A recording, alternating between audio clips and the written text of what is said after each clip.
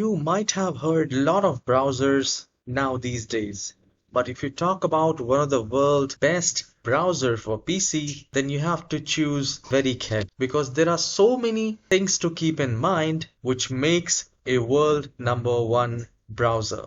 The browser has to be secured, the browser has to be fast, browser should not use too much resources, and browser should be balanced. So if we check all these terms, then we come up with two best browsers. It might not be very surprising for you that still Google Chrome is the best browser, and I'll tell you how you can get that. Open any of your browser and type google.com/Chrome.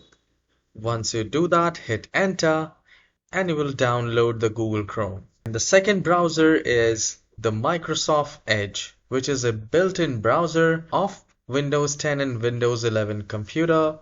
Simply search Edge here and you can get Microsoft Edge. So both the browsers are used worldwide. You can let me know in the comment section which is your favorite browser. I hope you have enjoyed this very short video. Please hit the like and subscribe. I'll see you in the next tutorial. Have a wonderful day.